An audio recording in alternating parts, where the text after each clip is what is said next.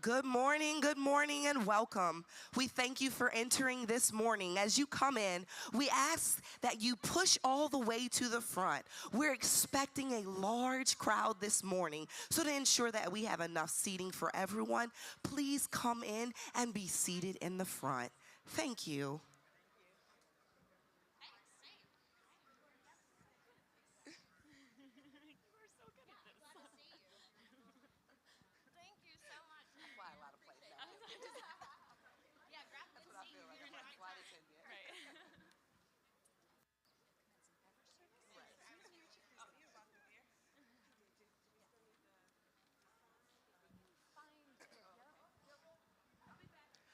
Good morning, and welcome. Once again, just a friendly reminder, there are no food or drinks in the sanctuary, only water.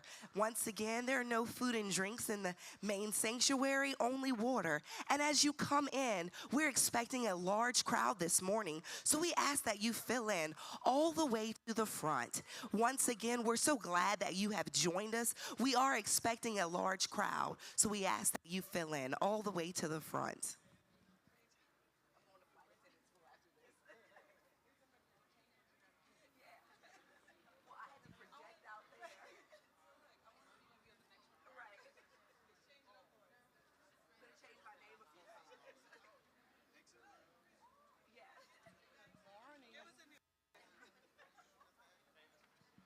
Good day, folks. We're so glad that you are here this morning. We are excited for a great lighthouse event. We ask that as you make your way in, that you would be seated in the front areas. Be seated in the front. We have a large crowd coming, and we want to make sure we have enough room. Thank you.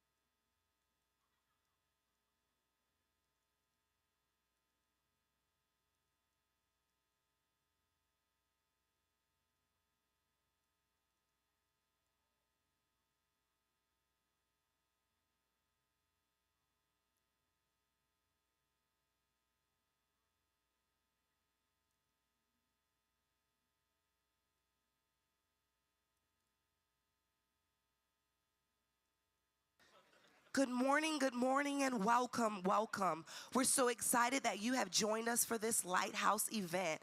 As you make your way into the sanctuary, we just want to remind you there are no food or drinks except for water. And also, we are expecting a large crowd. So we ask that you fill in the front areas as much as possible. And once again, we're glad that you have joined us.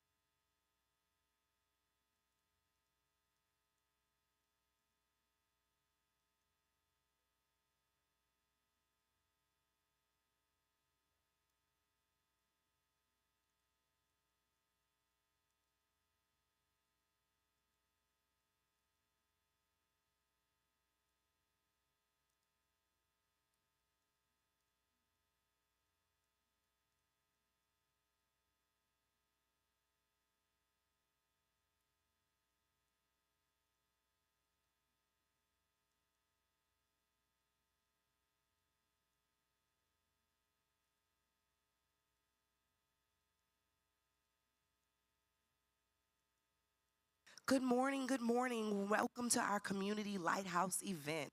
We're so glad that you are here. We're asking that as you enter, that you please come and fill in as much to the front as possible. Thank you.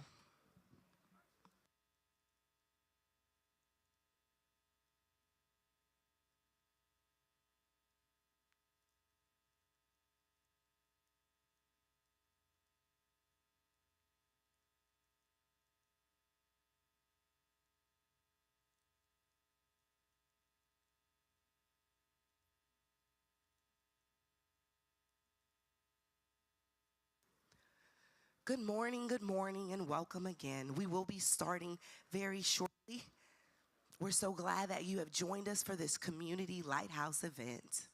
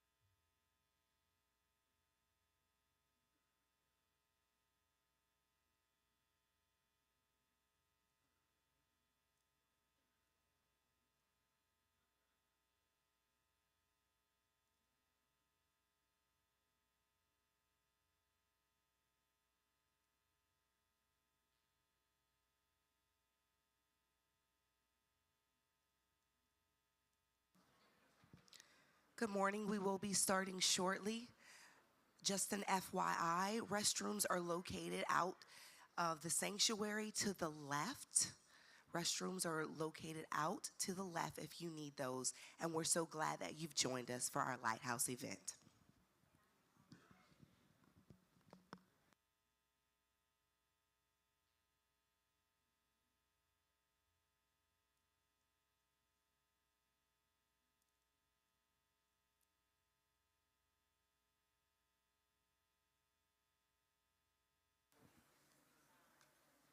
Good morning, LaPlace.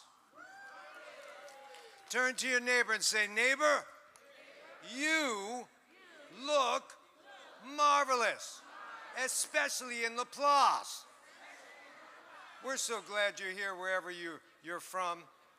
We come into this house, and when you come into the house, you should stomp your feet.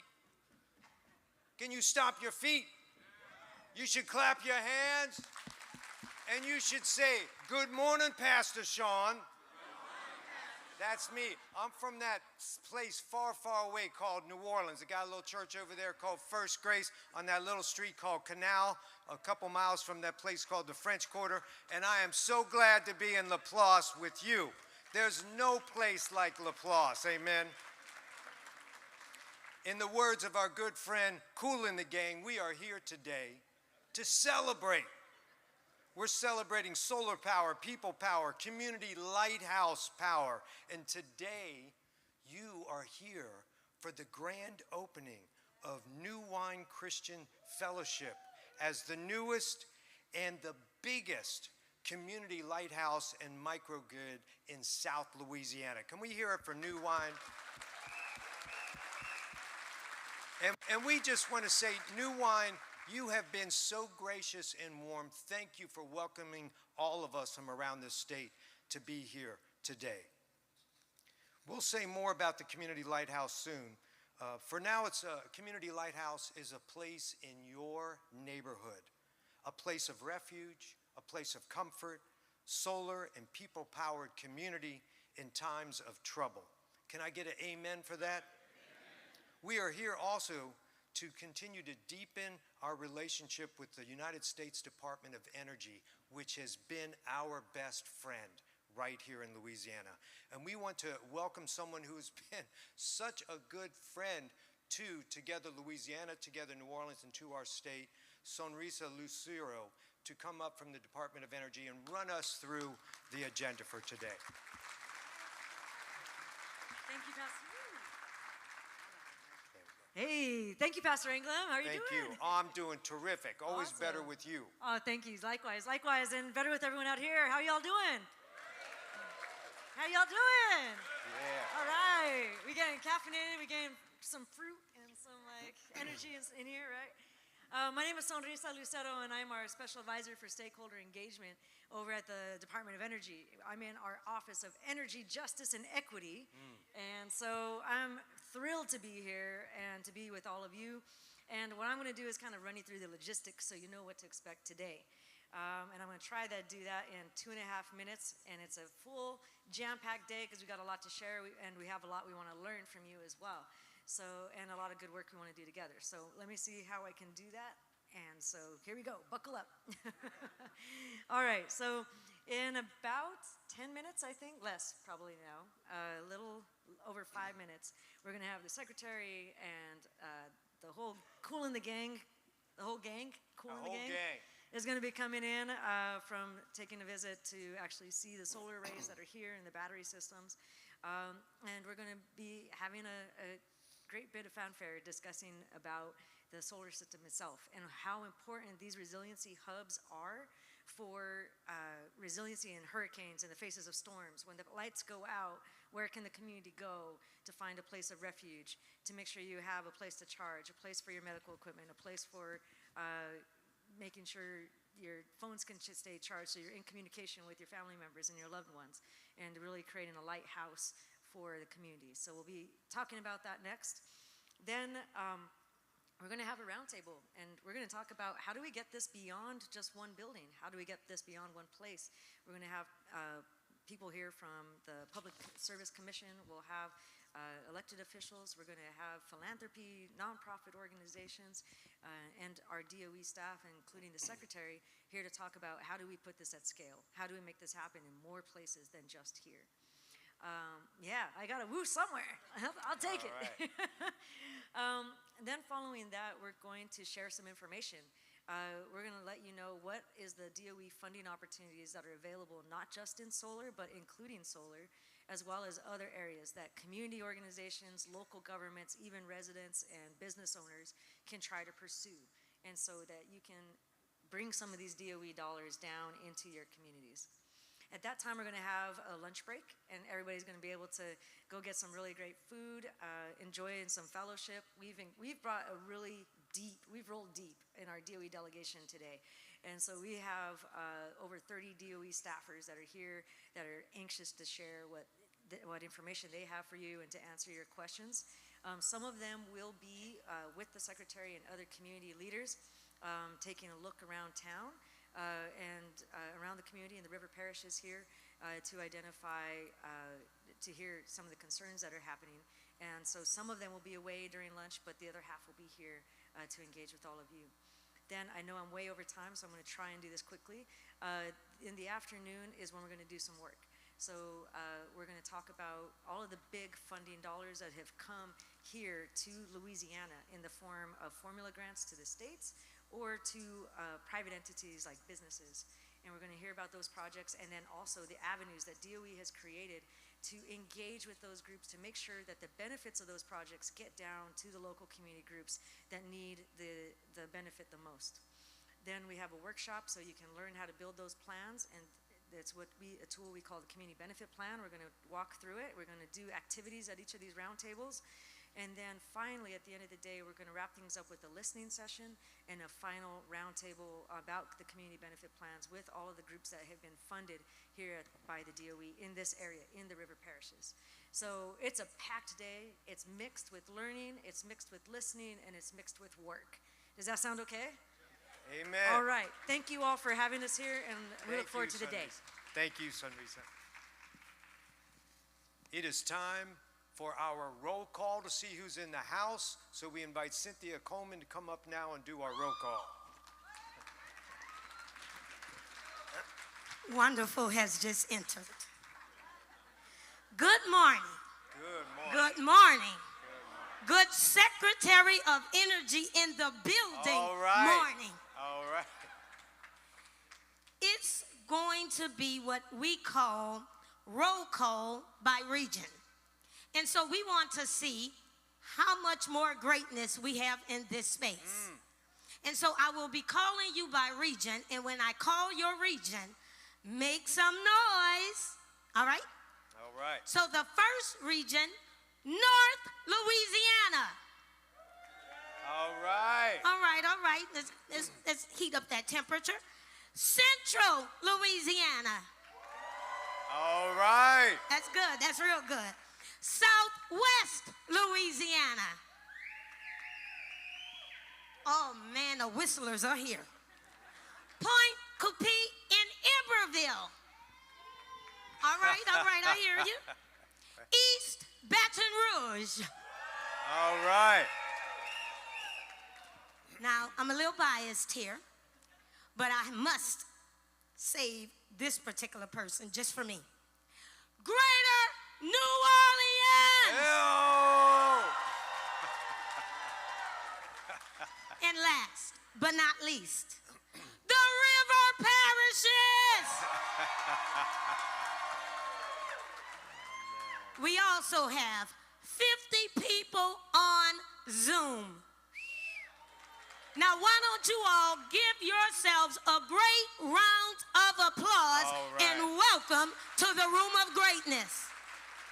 Thank you, Cynthia.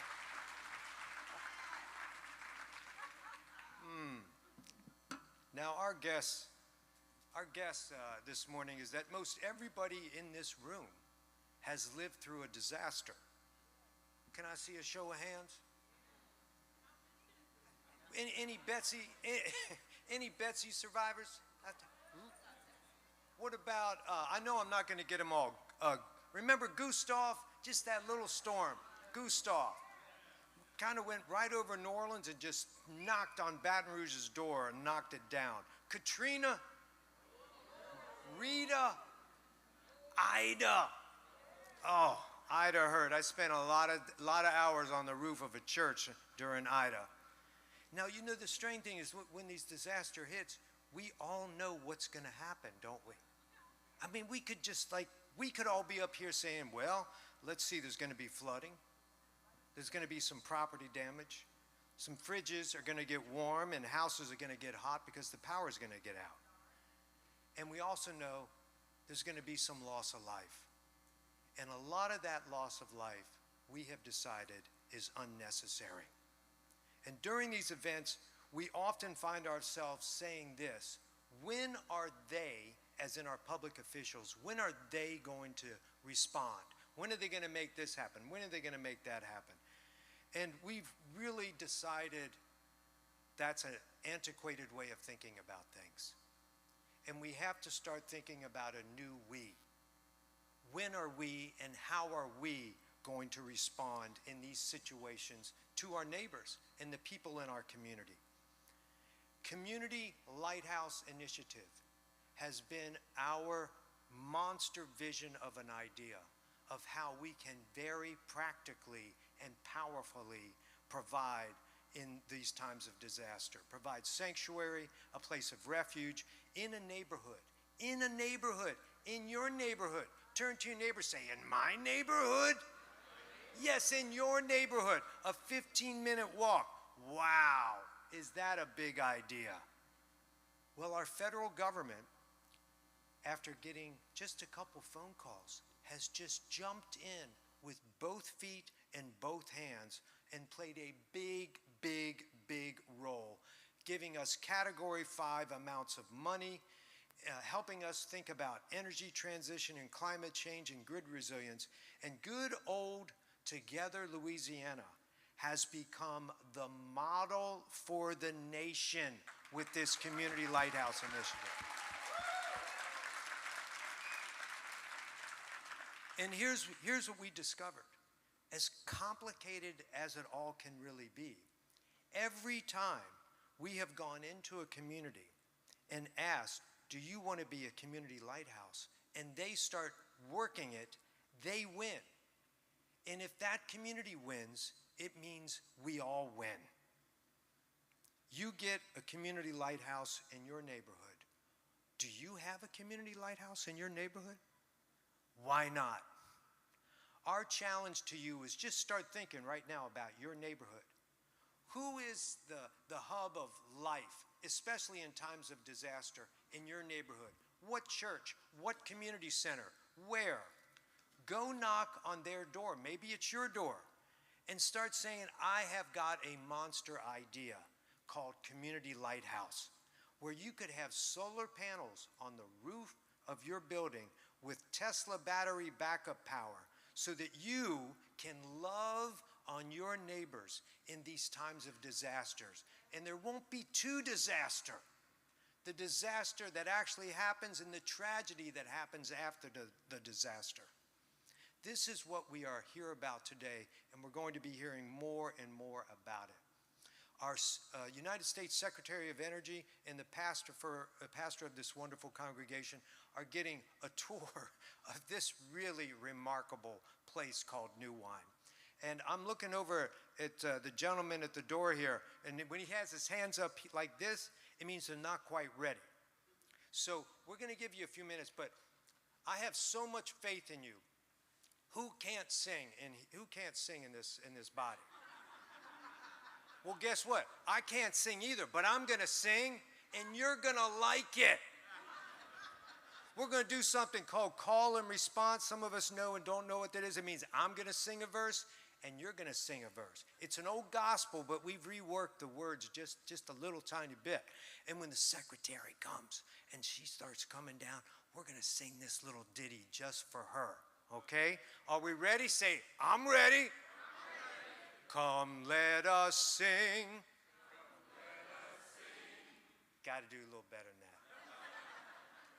Come, let us sing. Let us rejoice. Come, let us sing. Let us rejoice. When the solar power comes and the lighthouse shines and I feel laughter in my soul. And oh, give yourself a round. That is sweet. Let's do it one more time. Now you're so fast. We're going to do it one more time. When we do that last part, we'll sing that part together. You won't wait to repeat. Come, let us sing. Let us rejoice. Come, let us sing. Let us rejoice. When the solar power comes and the lighthouse shines and I feel laughter in my soul. Oh, Sonrisa, what do you think about that? Where we lost it? That was awesome. How we do, sister? Two thumbs up. All right. So we're looking at the queue over here. We got any queue yet? There's two hands up. So I want you to turn to your neighbor. We got just a few minutes here. And you got just a few minutes to have a conversation with your neighbor about maybe a disaster that you lived through. But here's the thing I want you to communicate.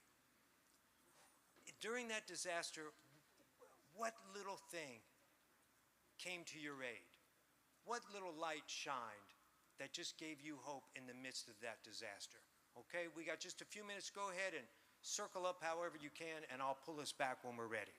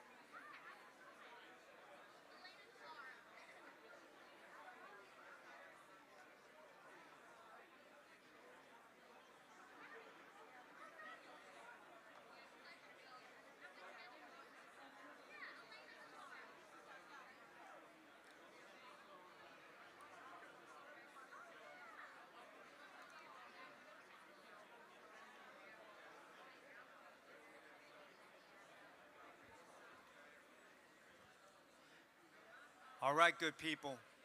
I'm sorry, I need to bring us back. I know we got a lot more disaster to talk about, but we're going to have some more time. I'm glad you got to know each other just a little bit. The pastor and the secretary are here, so after I introduce them and they start coming down, after we applaud, we'll do our special Louisiana welcome for her, okay? So right now, we want to invite everyone to please stand as we welcome the pastor of New Wine, Neil Bernard, and the United States Secretary of Energy, Jennifer Granholm.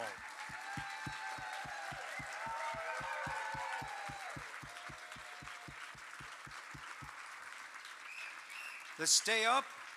1, 2, 1, 2, 3. Come, let us sing.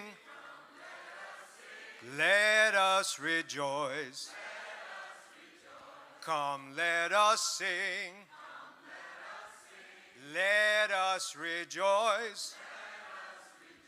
When the solar power comes and the lighthouse shines, and I feel laughter in my soul. Give yourself a round, all right.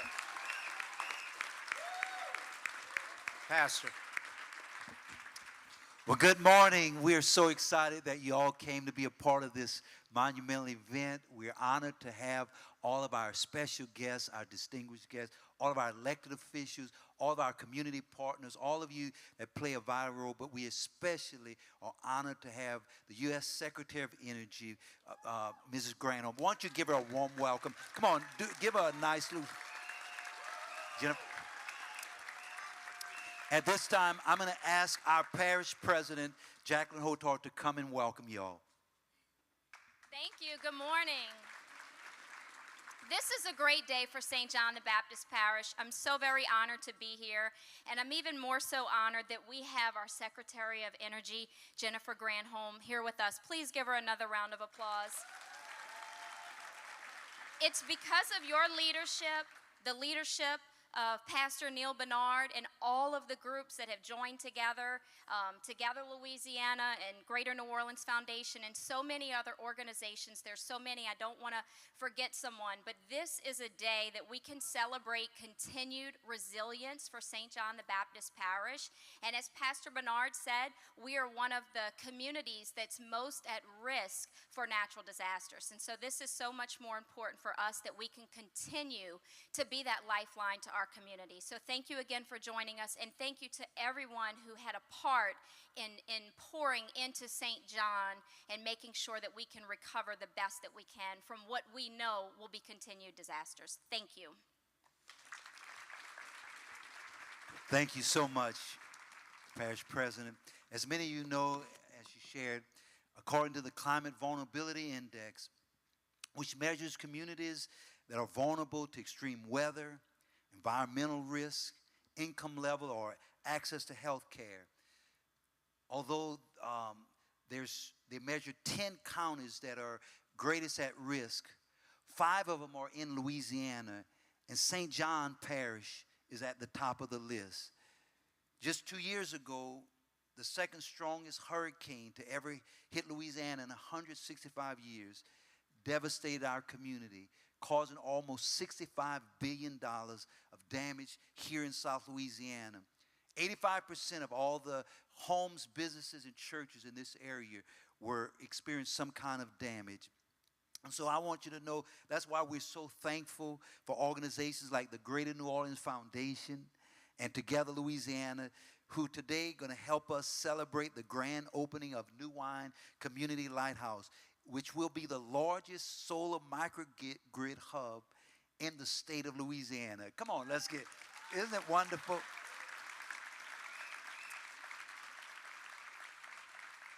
The Community Lighthouse Project will enable us to continue to serve and be a place of refuge and provide vital services to the residents of St. John the Baptist Parish who may be in need of shelter, who may need to charge an electrical device or some medical device during a related storm or blackout. It will also enable us to continue to provide food and water and relief supplies without interruption due to power. we're grateful to be a lighthouse where the lights will never go out. And so thank all of you for coming today to celebrate with us. We're honored to have you.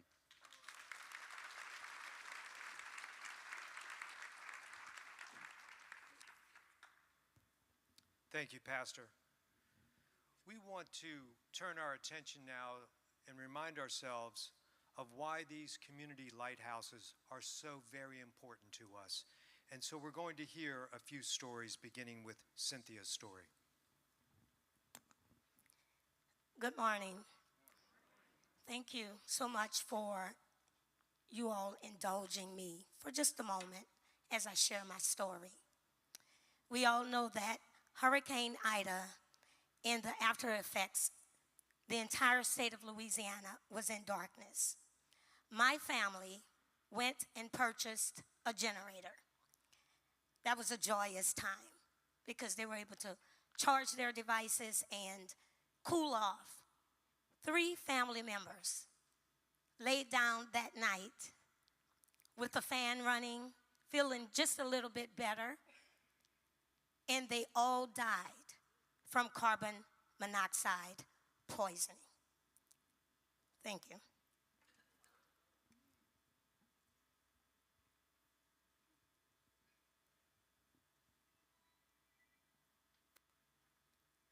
I'm Kitty Batterton with North Louisiana Interfaith. July started an interesting ride. We won a vote at the Caddo Parish Commission to fund $500,000 for Community Lighthouse. A hard fight, and not all commissioners were supportive. One said, "This is too much money for something that will hardly even be used." Well, 8 days later, the power went out and stayed out for 10 days in the sweltering heat. But our 2 proposed locations still had power and immediately went into action serving. Power went out on Friday night in the middle of the night. On Sunday, our leaders met and decided we would text blast a survey to 100,000 people in Caddo and Bossier to assess the situation. Within 24 hours, 5,000 people had filled out the survey. The responses were hard to absorb. People who had power-dependent medical devices were bumped to the top of the list, and somehow in all of this activity, it became my job to read all 5,000 comments. Reading every comment was heart-wrenching. A few were, "The battery for my child's feeding tube runs out in 15 hours, and I don't know what I'm going to do. My father just came home from a surgical procedure. He's getting too hot, and I'm going to die." We shared the results of our survey with Homeland Security, the parish, and the city, and we worked with them in the Red Cross to deliver ice, water, and food to people's homes. This was an effective strategy, reaching hundreds of people in their homes, and we're proud of this work. But we don't want to do it this way again. We need community lighthouses in every neighborhood in Caddo Parish, in St. John Parish, and in every parish in this state.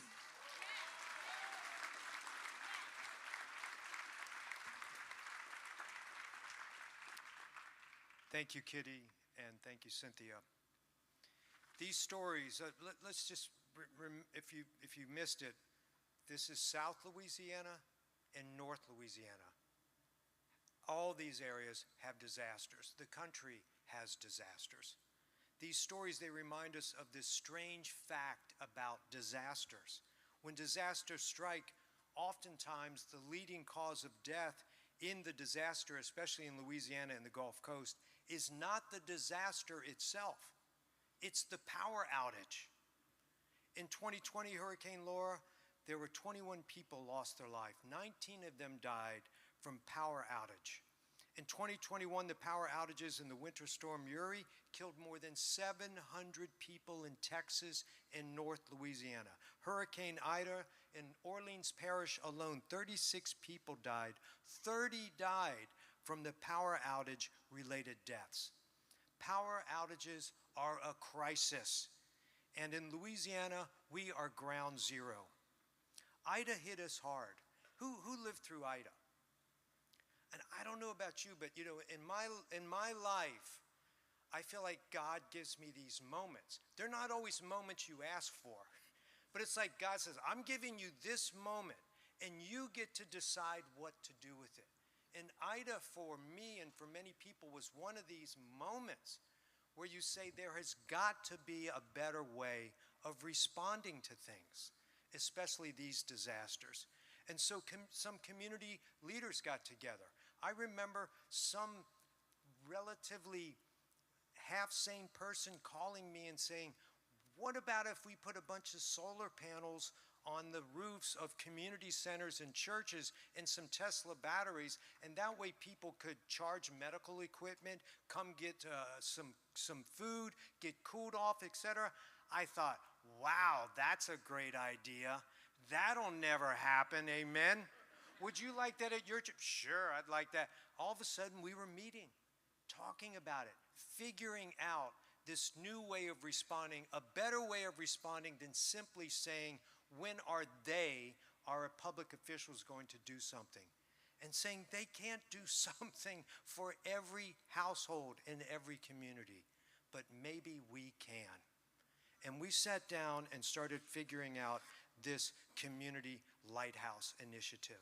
Every single neighborhood with a community lighthouse, someplace you could walk to, say, in 15 minutes or so.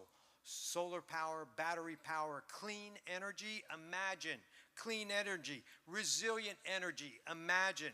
Community energy, imagine. Community lighthouse volunteer teams in each one of these locations, able to provide refuge, assistance, especially to our most vulnerable neighbors, ASAP.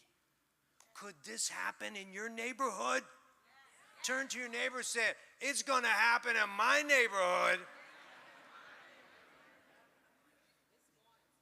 We launched this monster vision 18 months ago. That's a year and a half ago. Anybody got a year and a half old child or a grandchild? It was like it was an infant. And you know, we raised $1 million here, and then we raised $1 million there, and then we raised a few $1 million over here, and the next thing you know, we kind of lost count of how many community lighthouses we actually have now. Let's see, there's, yeah, go ahead, it's worth clapping for. In New Orleans, there's a Bethlehem Lutheran Church is a community lighthouse. Broadmoor Community Church is an up-and-running community lighthouse. Crescent Care, a primary care facility for folks, is a community household. Household Faith in New Orleans East is a community lighthouse. Community Unitarian Church, even the Unitarians have a lighthouse. Wow. Trinity Community Center in Holly Grove has a lighthouse. Am I forgetting anyone? Oh, I hear LaPlace has a lighthouse. In fact, LaPlace, you have the largest solar and storage resilience hub in the state of Louisiana.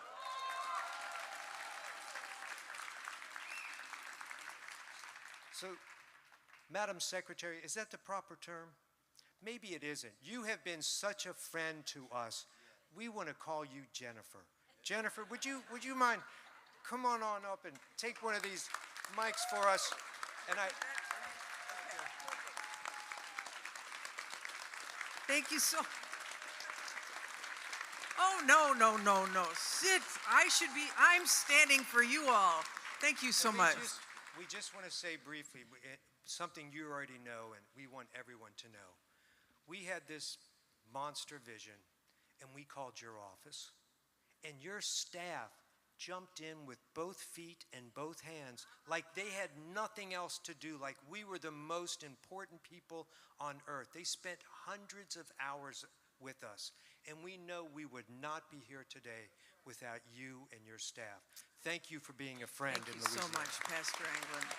Appreciate it so much. And on that, my staff, I know they're embedded here. If you are part of the DOE team, because we're here on a energy justice to the people road trip. If you're a part of DOE, please stand up. Team DOE, right back at you all. We are committed. We are committed. And I also want to recognize, I mean, obviously, we're here on behalf of President Biden and the Biden administration. But I also want to recognize the leadership of so many others, obviously here, who have made this happen. But Congressman Troy Carter, and I know his Chief of Staff, Chania Davis Johnson, is here. Incredible partners at the federal level. So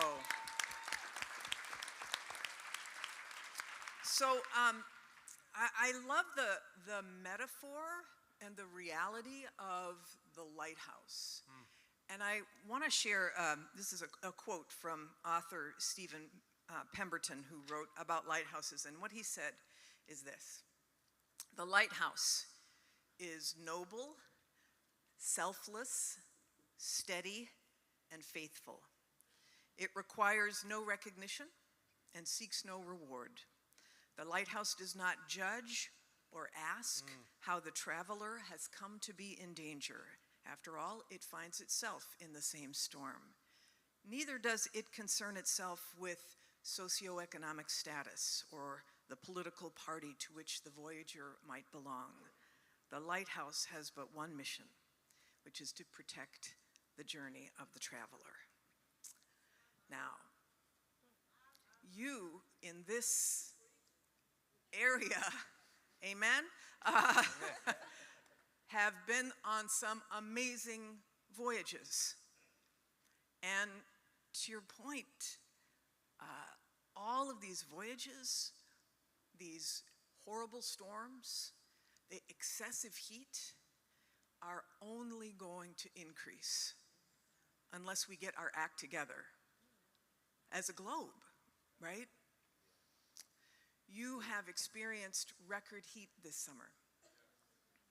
It's going to be the coolest summer you ever experience unless we get our act together.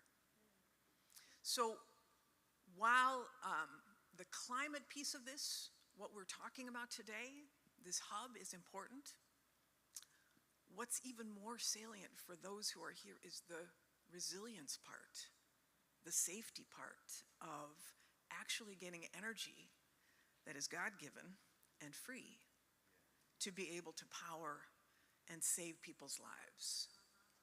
So I want you to know that the Biden administration has brought a series of tools to be able to help in that way. One is that we just awarded to Louisiana a very large grant to be able to create over 350 microgrids. It's in Louisiana, which will be connected to these lighthouse projects all across the state. And I love the acronym of what Louisiana has called its effort. It is called the Hubs for Energy Resilient Operations Project, the acronym being HERO. It's beautiful, right? But that is what we're talking about. You are ground zero here.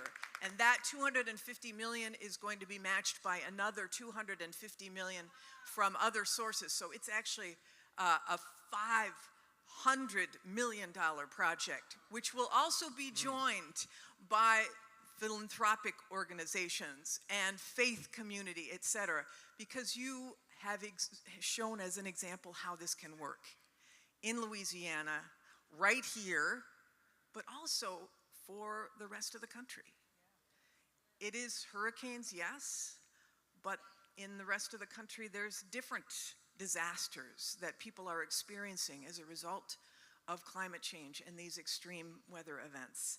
And the notion of community hubs to bring people together to save lives is so utterly powerful. The second tool that the Biden administration with our allies in Congress have given is these tax credits for clean energy deployment, which make it possible for projects like this to happen. It is a series of funding sources that bring this together, but if you can install solar panels, whether it's on your roof at home or on a big resilience hub, and you can get a 30% tax credit, not just a tax deduction, but directly 30% off on the front, that's big. If you use apprenticeships and organized labor, then you get another 10%. So now you're talking, at least for these bigger projects, 40% off. That's pretty great. Not 40% off, a 40% credit toward the cost, right? If you buy your projects and the products are made, the solar panels, the batteries are made in the United States, that's another 10%. So now you're talking 50%. That's a sale that you cannot resist, right? So that is and there's one other piece, which is the Biden administration has really wanted to focus on ensuring that the benefits of these investments go to communities that have been left behind, communities that have often been unseen, communities that have been the tip of the spear in being subjected to pollution, to you guys are sitting really close to big plants, right? And communities that have been hit hardest should be at the front of the line, right? And so there's another provision which gives another 20% for locating projects like this in those communities. I know. I appreciate the conversation. We gotta it's bring really it along everywhere awesome. we go. So I want to end by this because others have something to say too. But President Biden's a very faithful man. He's Catholic. He considers himself a Matthew 25 person. And when I say that, for those of you who come from communities of faith, you know that in Matthew 25, the Lord said, "Whatsoever you do unto the least of these, so also you do unto me," right? And so the way the president views it is that really we are stronger if we move together. That we're going to a lighthouse and we're all in the same boat. There's some industry players who have their own boat. Some, not all, but some who have their own boat and who feel like it may be inconvenient or slower if you bring everybody along with you in these energy projects. And they may throw, Mother Jane, or may let her off the boat because she's too weak to row. Or they may not allow Brother John onto the boat because he went through hard times and he can't afford the fare. They may not allow Sister Maria on the boat because she has a disability. They may arrive at the lighthouse faster that way. But we believe we are stronger if we arrive with the whole family intact. Right? We are a family, a great human family. And in a family, no one gets left behind. No one. And that's what the lighthouse represents. The family together, rising up in the face of some of the most catastrophic and existential challenges that we have faced and we will be facing together. We are your partner. And with that, let me turn the podium over to Chandra Davis Johnson. I was supposed to. Can I introduce her? Yes, representing Congressman Carter. Thank you so much. Thank you so much. I mean, can we say amen, church? Amen. Can we say amen, church? Thank you so much, Secretary Granholm. Can we just give it just a little bit more of an introduction? We want to say, much like our friend Jennifer, we know what Congress, or President, or Governor, or Congressman Carter. We know that he has fought very hard for us, and it actually turned into, I think, $3.8 million. Is that right? $3.8 million came our way, and we thank him and we thank you. Thank you, thank you, thank you. Good morning, good morning, good morning. I mean, I didn't know, I knew I was coming to a church, but I didn't know I was coming to a church. But they say whenever you come into the house of the Lord, you have to be prepared. And so I am super excited to be home. This is my home, the city, the great state of Louisiana. I'm from uptown girl from New Orleans, Louisiana. I left 20 years ago to live in our nation's capital, and I've been there ever since. And I am Congressman Troy Carter's Chief of Staff, Chanya Davis Johnson. Went to Booker T. Washington Senior High School. And so I count it all joy to be able to come on home and be with you. But I bring you greetings on behalf of Congressman Carter, and I have remarks because I want to stay on script. But I also want to do something because I want to honor our ancestors, and I want to honor those that we lost during Hurricane Katrina, Hurricane Ida, and any storm. And so give me one quick second, moment of silence, please. Thank you, thank you, thank you, thank you. So I bring you greetings from our nation's capital on behalf of Congressman Troy Carter Sr. He offers his sincere gratitude to Secretary Granholm for coming to Louisiana to take part in this amazing event. Also, the Congressman sends his warm wishes to Parish President Hartard, Chef Trigg, and all the pastors and faith leaders and community partners and leaders, our labor workers, and everyday people who are out there making sure things keep moving. A lighthouse is a beacon of hope. It is a ray of light. To see a lighthouse marks an inflection point that can signal the end of a long, hard journey or optimism for a new beginning. There is still so much more we can do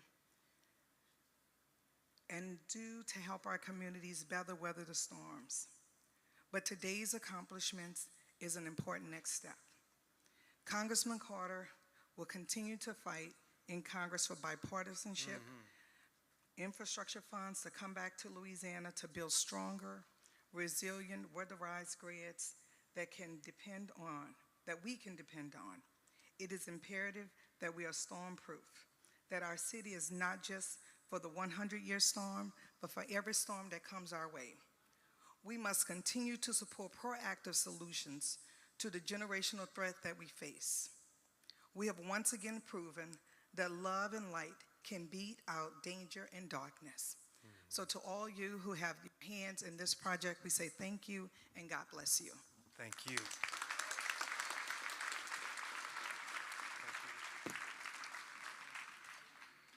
We'd now like to invite Kelly Chavez Green to come forward.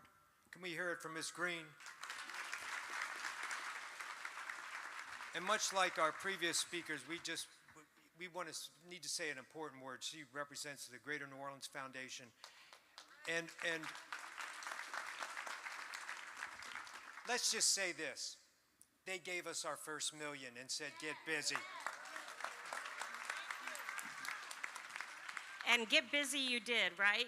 Yes. I've got to put my glasses on now. That's all right. Good morning, everybody. You look fabulous, by the way. The Greater New Orleans Foundation is thrilled to be a founding partner of the Community Lighthouse Initiative.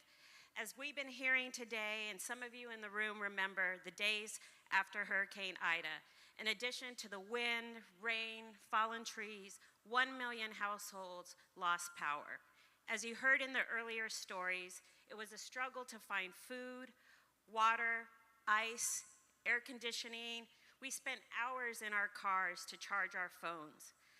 Medications spoiled. Our neighbors that depended on critical medical equipment went without.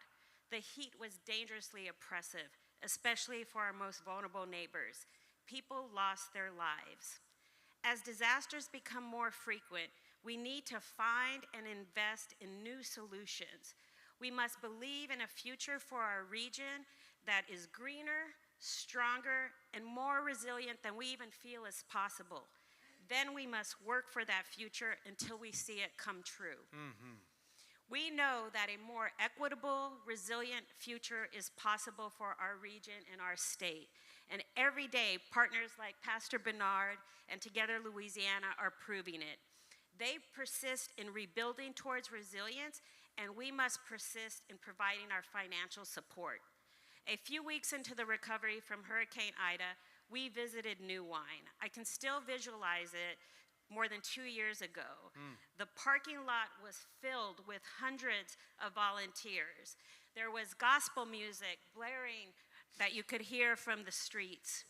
All ages, all races, congregations from across the region and the country handing out food, supplies, and hope and love. New Wine has long served as a beacon of hope. With solar panels and battery storage, your light will shine even brighter.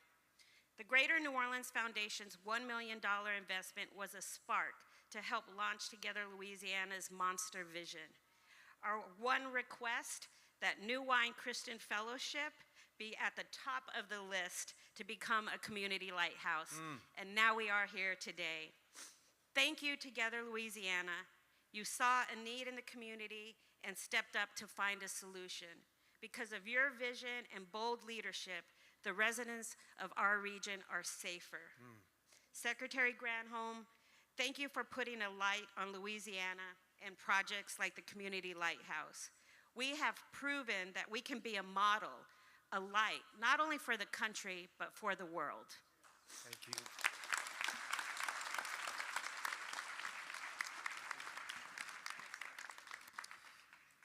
You know, we've been throwing around figures like $1 million here and $1 million there, and you know, where's that money going? And if you were here with Katrina, there was hundreds of millions of dollars came in. It didn't change many systems. It didn't really create local jobs. And we know that. We've had that experience and we've paid attention to that. And so we've thought about who is learning how to put up solar panels. And we've started conversations. I think I saw Ryan Mattingly here. Are you here, Ryan? Ryan is the executive director for Green Corps. That is like AmeriCorps, where people try to learn green jobs. We've started conversations with them. How can we get them involved in installing these lighthouses? We've thought about who's getting the jobs, and we have sought out union workers when we can. And our next drop the mic speaker is Rodney Wallace, who is from the International Brotherhood of Electric Workers. Can we invite Rodney up?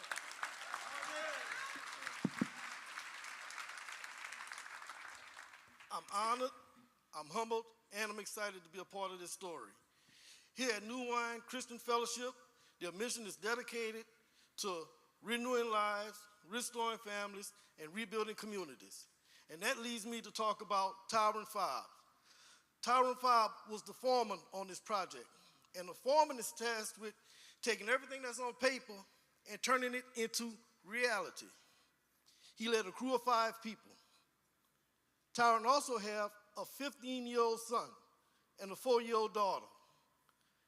And he lived about 0.8 miles away from this church. That would make this his community lighthouse.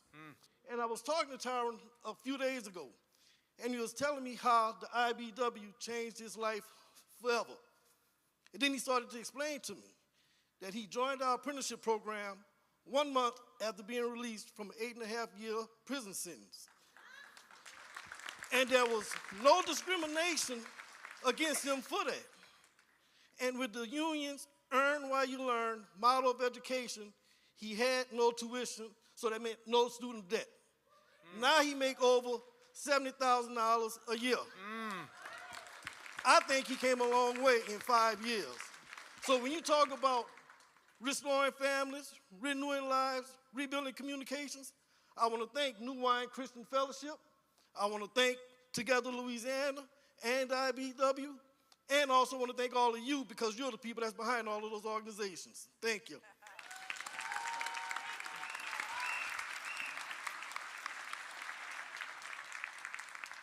We're about to have a ribbon cutting to officially celebrate the opening of this community lighthouse. Before we do that, we want to make sure we recognize the outstanding organizers we have through Together Louisiana and Together New Orleans, who really help us be the kind of communities we want to be for our people, and we couldn't be it without them. So if you're an organizer, would you raise your hand so we can acknowledge you? Let's hear it for our IAF organizers. Thank you, and I want to invite the Pastor Bernard up now for the ribbon cutting. Well, again, let's go ahead and get this show on the road. Would they put the ribbon up? We're so grateful for all of you, and at this time, we're going to have our ribbon cutting. I'm going to ask all of our special Community Lighthouse supporters, would you come up at this time? With our special guest, with Secretary, would you join me here? Thank you so much. Would you come and get your scissors together? Yes. Yes. I'm honored to have, I want to just acknowledge, this is my wife who's been with me for 40 years and put up with me. Come on. Yes.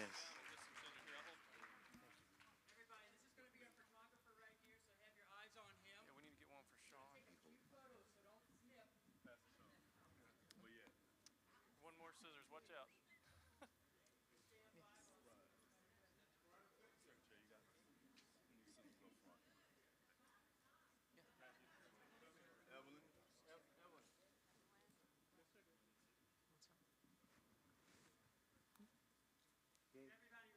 Everybody ready?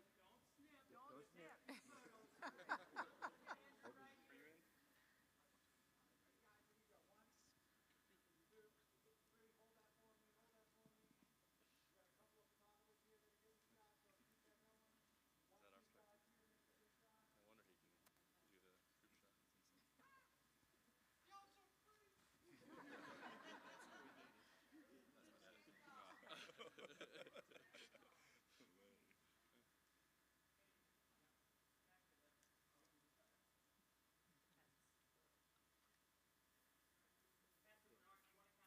Yes, I'm going to count down. Would all you get your scissors ready? I have the count of three. I'm going to say 1, 2, 3.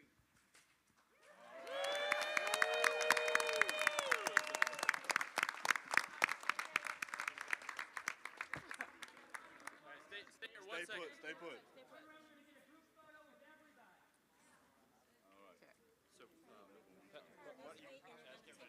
Okay. Would everybody please stand on your feet? We'll take a group picture together. Would everyone please stand on your feet?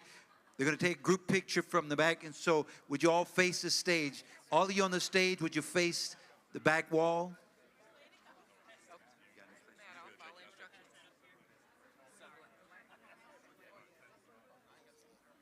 I'll hold it. Okay. Yeah. Sorry. All right, everybody, bear with us. Tell me when you're ready, Andrew. I'm ready when you are, Todd. All right, everybody in the audience, I want you to raise your hands up and say Lighthouse on the count of 3. 1, 2, 3. Lighthouse. Let's get a few more. Ready? 1, 2, 3. Lighthouse. Let's hold on one more second. Do y'all want to put the scissors down and we'll do one without those?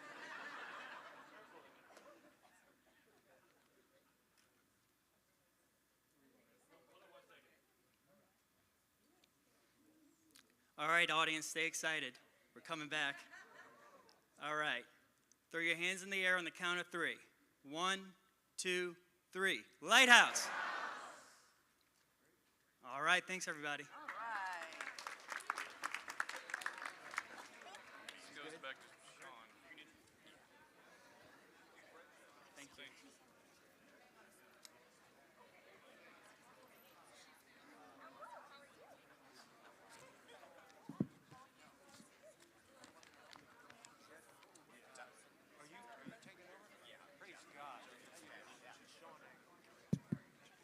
Who does this? Okay.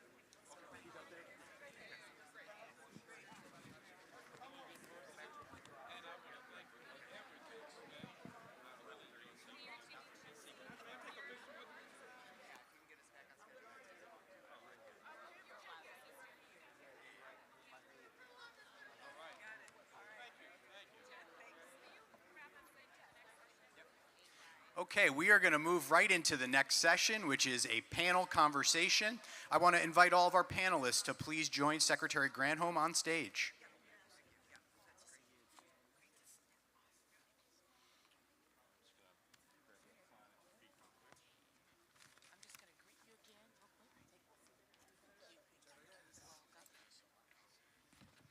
Okay. Great job. All right, moving right along. Good morning, everybody. My name is Jeff Merudian. I have the incredible honor of working at the United States Department of Energy under the leadership of Secretary Granholm. I want to thank and acknowledge each one of you for being here on behalf of all of my colleagues at the Department of Energy who are here. We so appreciate the opportunity and are grateful to New Wine Christian Fellowship, Together Louisiana, and Together New Orleans for co-hosting this event, and all the other co-hosts as well. We've got a very exciting panel conversation. We're here in celebration, but we're also here to talk about how we do more of this great work. And so what I'm going to do in the interest of time, as I ask, I'm going to start with a question for you, Madam Secretary, and then as I ask our follow-up questions for each of you, I'm going to ask our panelists to just briefly introduce yourselves, tell us a little bit about the work that you're doing with your respective organizations. Secretary Granholm, we are here in celebration, and as you mentioned in your remarks, we are also here to talk about how we can support doing more of this type of work across the state. Can you talk a little bit about how the Department of Energy plans to support this, this work across Louisiana? You bet. Not quite. I'll take yours. Just very quickly, as I mentioned, there are several tools that the Department of Energy has through the President's Invest in America agenda, also known as there are two bills that were passed related to energy. One was called the Bipartisan Infrastructure Law, and the second was the Inflation Reduction Act. Combined, those two are an incredible tool for America to be able to build out clean energy.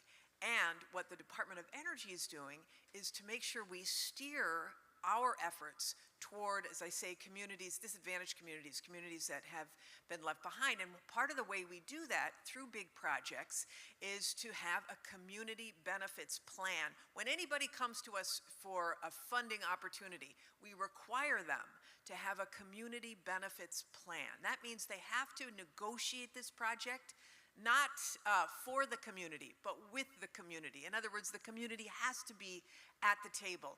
And for us, this is really significant. It's the first time it's ever happened that we would base our grants and reward recipients based upon the quality of their community benefits plan. It's a way we embed structural equity into an unequal system where people have been disproportionately disadvantaged. So that is one of the tools, in addition to the ones that I mentioned before, that we're very, very excited about deploying. Thank you, Madam Secretary. All right, my next question is for each one of the panelists, and again, I'll ask you to just briefly introduce yourselves, and we'll start right here, Sister, with you, and go right down the line. What are some ways that we can work together in partnership to share some of the successes that have been learned here through this effort? My name is Sister Alicia Costa with the Sisters of the Holy Family. We were founded in Louisiana, particularly New Orleans, in 1842. We're an African-American congregation of Catholic women, and we have always worked for the poor. That has always been our mission.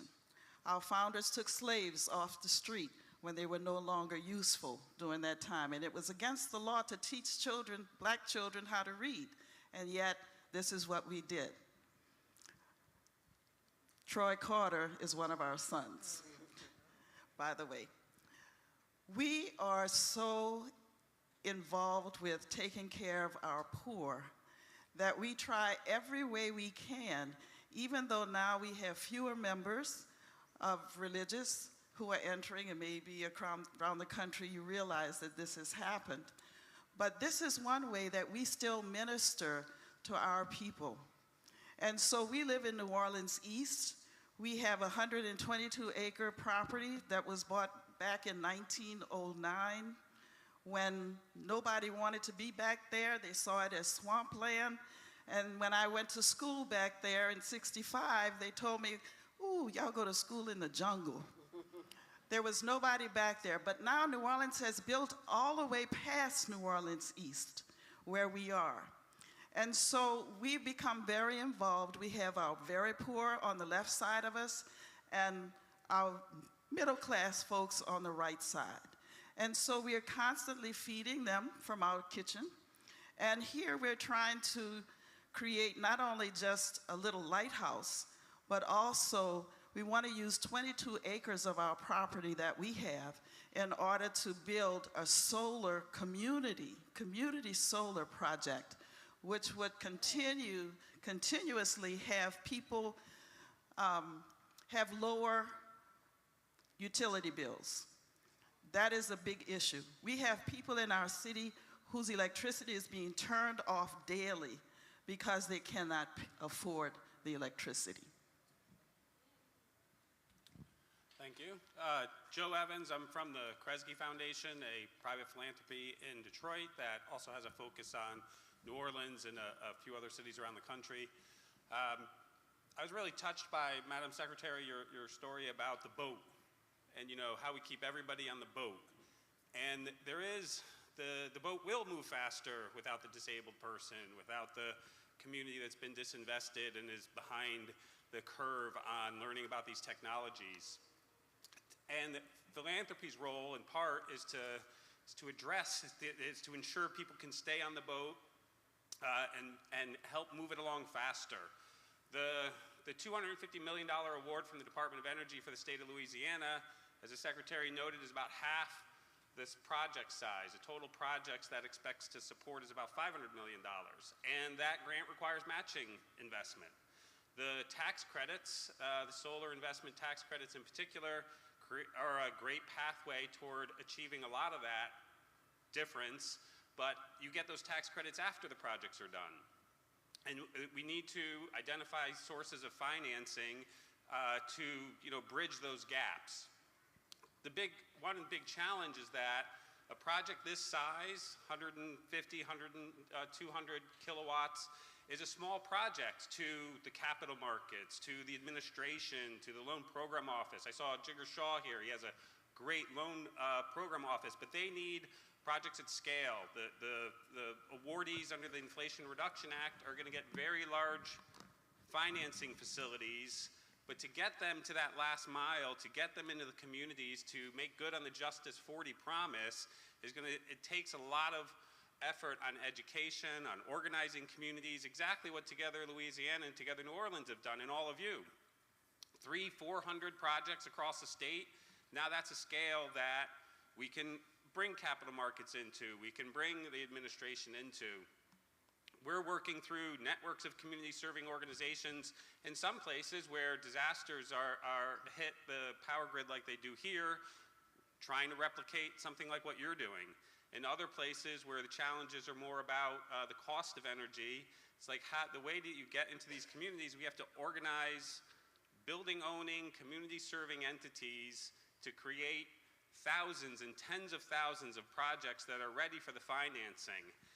Because if we don't do that work, then when all of that money comes into the financing entities from the Inflation Reduction Act, they're going to be under a lot of pressure to move the money. The loan program office is under a lot of pressure to move large amounts of money.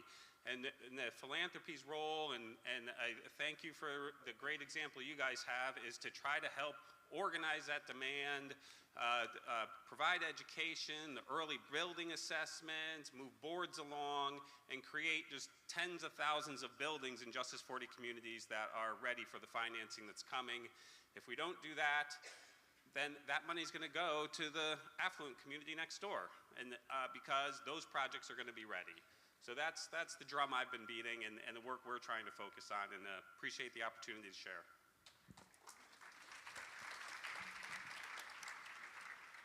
Good morning. I'm Philip May. I'm president of Entergy Louisiana, and I'm here to talk to you about some of the things we're doing to make a cleaner, brighter future for Louisiana.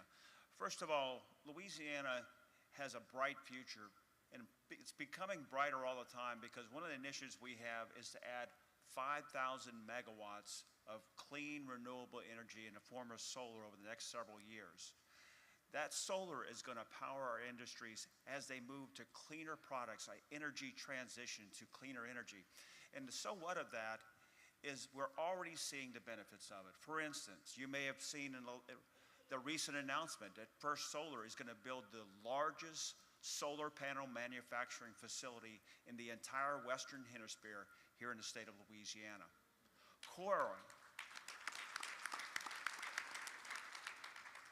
recently announced that they're going to begin making the components for EV batteries right here in Louisiana.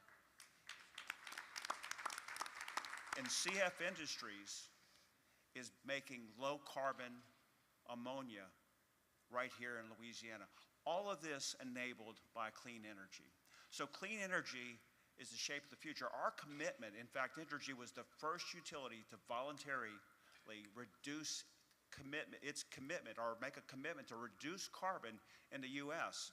Our commitment, a 50% reduction in CO2 by 2030 and going carbon zero by 2050.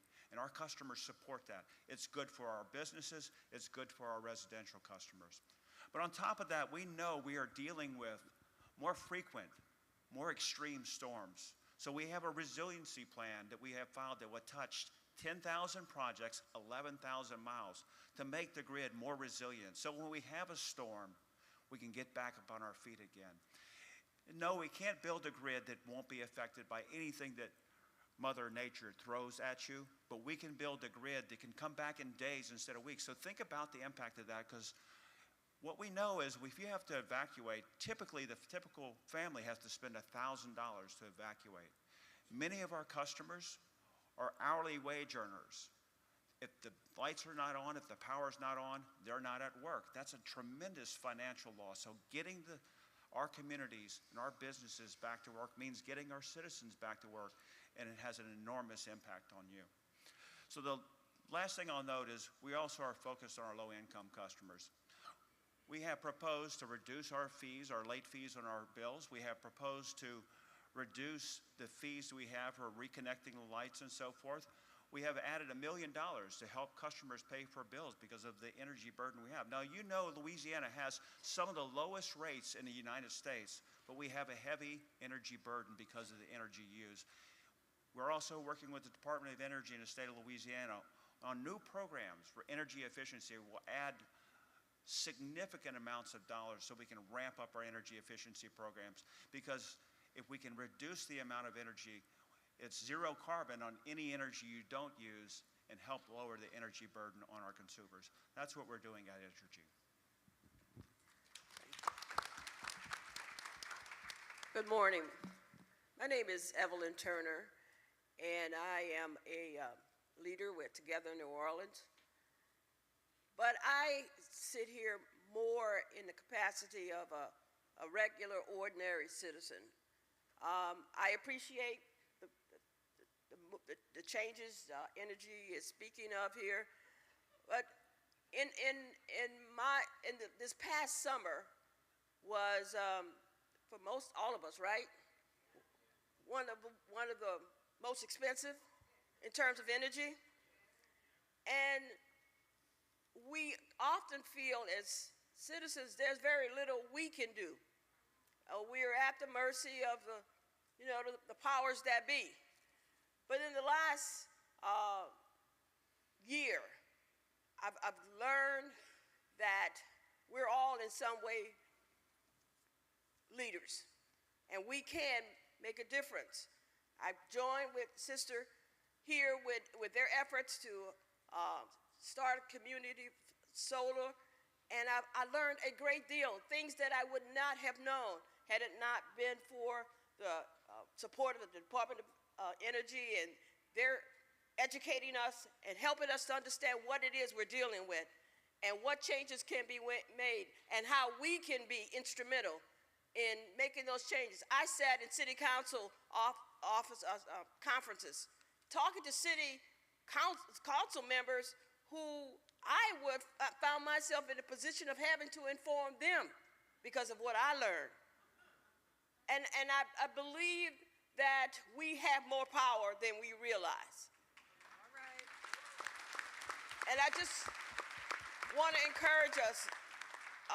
We can make things better. We are leaders in our own right. Thank you.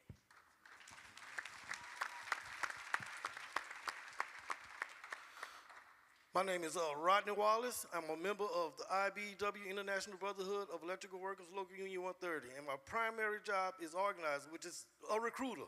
And what I do is I go out and try to find people in the electrical industry or who want to be in the electrical industry and try to put them in a better situation than what they're in right now. Because at the end of the day, union workers make 27% more than non-union workers. And I feel that the better the people in the community do, the better the community do. So that's my primary job.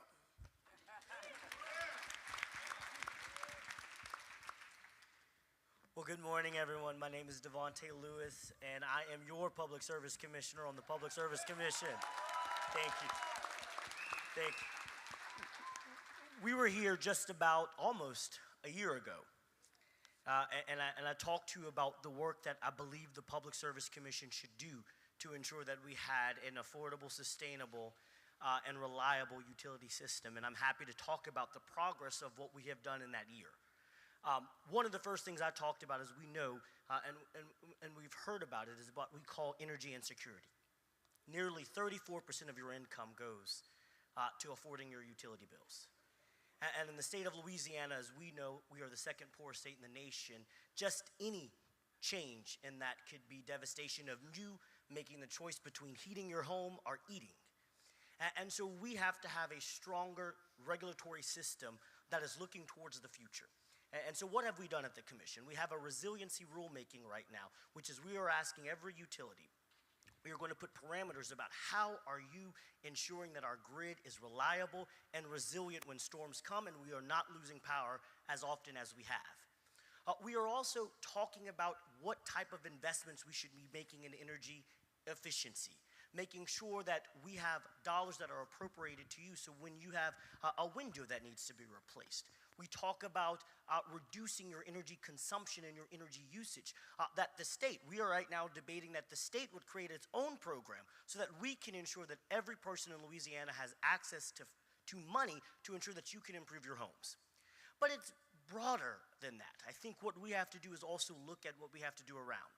As we talked about this summer, one of the pleas that I made as a commissioner, I asked every utility during the state of emergency that the governor issued on heat not to disconnect anyone, and they followed through, and we saw that for a while. And so we have to continue humanistic policies because we have to remind ourselves that while, as I said a year ago, utility services is a human right to me, not a commodity.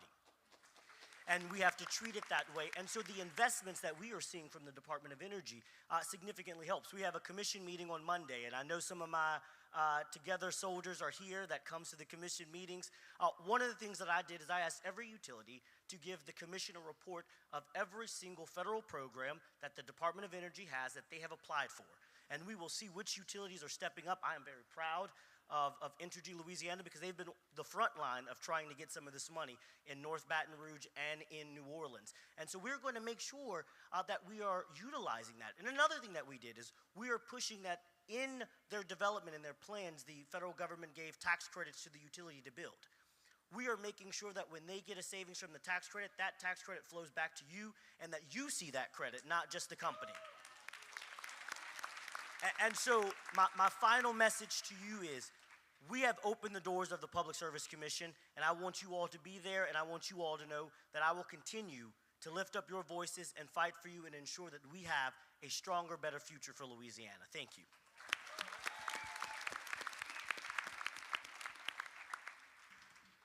I'll be there on Monday. Edward O'Brien, the Louisiana State Energy Office. I'm the senior economist there. Oh, what an amazing time this is right now for energy. I'm going to tell you a little anecdote first, though. So I got home last night from the Energy Justice to the People Roadshow in Lake Charles. And my wife had her friends over for a book club that night. And her friends asked me, where was I and what was I doing and where I'm going tomorrow. And I told her, you know, I'm going to Laplace tomorrow. They're opening their lighthouse. I'm like, they looked at me and like, well, that's a little unusual. Is it because the water level on the river is low? And I'm just, so I had to explain to them what a community lighthouse is. And it was eye-opening for them because they weren't familiar with the term, they weren't familiar with that, but they also aren't familiar with energy insecurity either. I see lighthouses as a very important aspect for energy resiliency for Louisiana going forward in the future. As part of the State Energy Office, we applied for the HERO program, which the Secretary mentioned earlier, and we received that, and we're looking forward to implementing that in the upcoming years. We're looking at about 350 different projects within Louisiana, all across Louisiana. And it's extremely exciting and extremely fulfilling, to tell you the truth as well, that I know that a lot of the work that I'm going to be doing as a part of that is going to help people. The other things that we're looking at, we also have a lot of other grants that we have applied for and have received, and some that we are going to receive. One that we've applied for is called 40101D. I know I'm going to bore you with numbers here. I'm sorry about that. It's how I keep everything straight. And that has a resiliency aspect to it as well. There are some rebate programs that will be coming in the not too distant future. We are working on that now, but they're coming. That could be to the benefit of a lot of different people here in Louisiana. And you know, there's a lot more programs, and it's an exciting time to be in energy. Louisiana has an abundance of energy resources that we're utilizing on a regular basis here, and you know, if you have any questions for me, please don't be afraid to grab me later and ask, and we can talk. Thank you very much. Great. Thank you all so much for those incredibly thoughtful insights. Madam Secretary, I want to ask you, we've just heard some very good information. I want to ask you if you have any follow-up questions or anything you'd like to add to what we've just heard. Yeah, just a couple things. One is, first of all, Energy Office, your State Energy Office, so much goes through them, so really appreciate your sentiments, and I hope your Energy Office will continue to be leaning forward, even if there's a change at the top. Yes, good. All right, so what I want to communicate is just to pick up on your point about leadership. All of these tools are now on the table, and the question is, what do communities do to take advantage of them? One of the biggest, there's three big tools that for individuals that are important and that could use a push from leadership. One is, Louisiana got 10 times the amount of money they normally get for weatherizing homes. Weatherization is for lower income people. If you want to do a lot to save, then weatherize your home. And so you can save about 30% on your energy bill just by calling your local community action agency and saying, please come and weatherize my home, because they will come and do it for free. For people, for free. So if you want to have insulation in your attic so that you are not cooling the neighborhood when you have your air conditioning on because it's all leaking out, or new windows, insulating your windows, or even changing out your light bulbs to make them more efficient, that is available to, again, lower income folks. And the eligibility, I don't know, what is it for a family of four? Is it 50,000, something like that? 60,000 for a family of four. If your income is 60,000 or less for a family of four, you are eligible. Take advantage of it. So that's number one, weatherize. Number two, I'm not kidding about being able to install solar. And this is where I think this conversation for folks in Louisiana can be really helpful, because to your point, Joe, about the tax credits, we want to make sure people have money up front to be able to install solar, and that is where some of that partnership or creative financing could come together. Because if you really want to have power over your power situation, generate your own power on your roofs and add storage so that you are secure all the time without having to worry about it.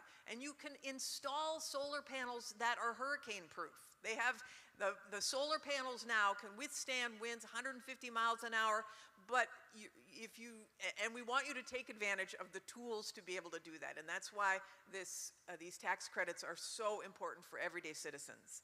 The third thing I just want to expand on is that there will be rebates for you as individuals coming, to just build off your point, for buying energy efficient appliances. So if you have a lousy old HVAC system that's costing you tons of money, you could swap it out for a heat pump and get significant tax credits on that, or better yet, it will be taken off at the dealer. So I'm hopeful that this will be happening in Louisiana in the early part of 2024. I'm looking at you. Soon. I'm not, please don't pin me down on I want to pin you down. I know you do, but we're working on it. We're working on getting the details going and getting all the ducks in a row, and that's going to be significant for everyday people to lower their energy bills. So, and Secretary, we're partnering to ensure that the Public Service Commission's program is detailed so you can get even more money, so in case your program doesn't fund it all They're correctly. stackable credits so that people, we want to make it easy and cheap for people to be able to have control over their own power so they're not sinking as a result of the cost. Great. Thank you all so very much. We're almost at time. I just briefly want to ask just each of our panelists. Perfect. Sister Alicia, go ahead. I just wanted to add that with the community solar project that we're interested in, it's a different animal from the lighthouse. And it has to do with reducing people's cost for electricity. And what they will do is you can take a subscription for it, and then whether you're a renter or not, this allows renters to be able to have a little control also over their electricity bill. So we're encouraging you to take a look at that, to be able to see that I never thought I would be here. I never thought I would be in this position. But in order to help our people, our poor, those who are just making it, we want to be able to help. And this is our way of doing that. And that's with this community solar project, which is quite different from the lighthouse. Great. All right, well, that is a perfect way for us to end. Sister, thank you so much. Let's give a round of applause to each of our panelists. Thank you all so much. All right, awesome. Thank you, Jeff.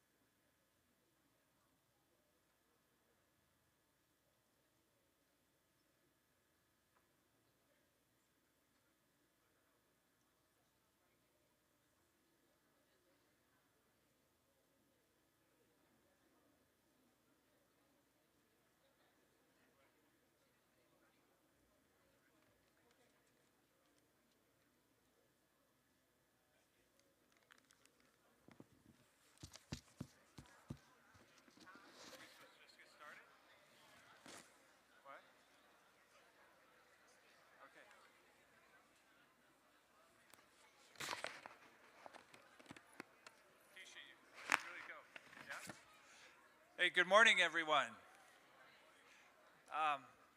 Let me introduce myself. My name's David Crane. I have the pleasure of working for Secretary Granholm. I'm the Undersecretary of Energy for Infrastructure. I want to, we have a great session, informative session coming up, but given that it's been a long morning, why doesn't everyone, stand up for a second and take a deep breath and say hello again to the person next to you, meet a new friend.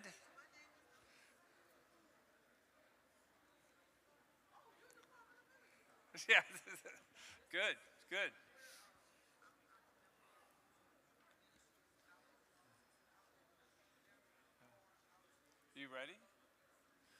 Okay, well, good. Well, why don't we sit down and let me explain what's gonna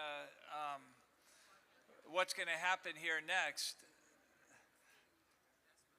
Once you get people socializing, it's hard to bring people back. So.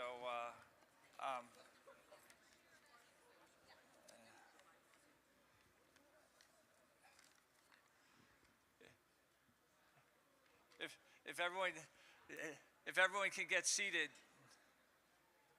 Oh, look, a podium.